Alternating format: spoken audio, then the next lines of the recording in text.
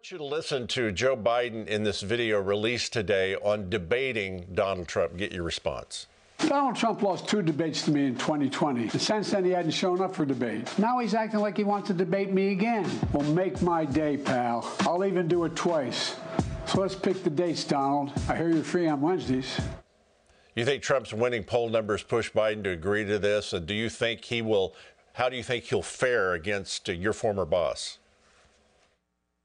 I suspect if the debate actually occurs, I still have my doubts about that. I think he'll do very poorly. He'll get upset, and he just won't be able to show himself to be a competent individual, and that'll be very frustrating. You've written a new book. It's called The Perilous Fight: Overcoming Our Culture's War on the American Family. Why is the traditional family under such attack in our society?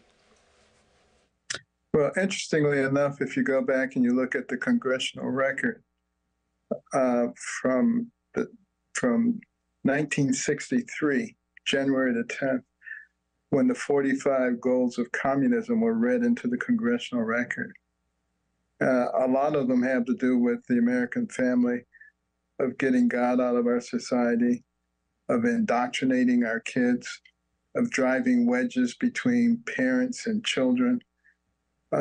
All of these things are going on in our society right now.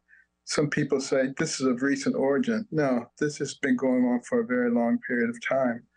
That's why Khrushchev told Eisenhower over 60 years ago, your grandchildren's children will live under our system. They had a long-term plan. The leftists have a long-term plan. And if you can destroy, you can't destroy us militarily, but if you can destroy our inner core, which is our families, our foundation, that's where values get passed on. That's where beliefs get passed on. And if we can destroy that, then you can destroy the society. Okay, so to that point, how do healthy American families contribute to a stronger and stable country? Because I believe they do. How do they do it? Well, because they teach their children values like not stealing, about respecting other people, about honoring their parents, about all the foundational principles upon which our nation was built. Those come from the family. And when they don't come from the family, they will come from someplace else. Our children are looking for them in other places, largely social media and places like that. And that's what we're seeing manifested on our college campuses right now, today. People who don't have those values passed on. And this is the manifestation of that. And it will only get worse if we don't do something about it. In your book, you talk about something very unique that you did as HUD Secretary called the Mustard Seed Program. Tell us about that. Well, you know, who used to take care of the homeless and the indigent before we had big government programs to do that?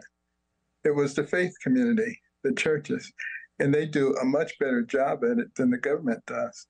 So we said, rather than reinvent a whole bunch of programs with all kind of bureaucrats, why don't we look for some of the churches that are doing this well, and let's support them without a whole bunch of hoops that they have to jump through. And it works very well. And we were able to get a lot of people out of poverty that way.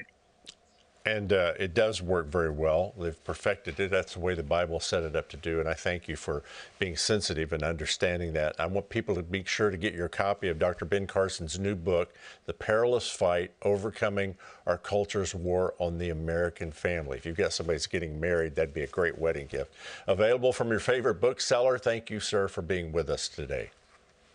Thank you.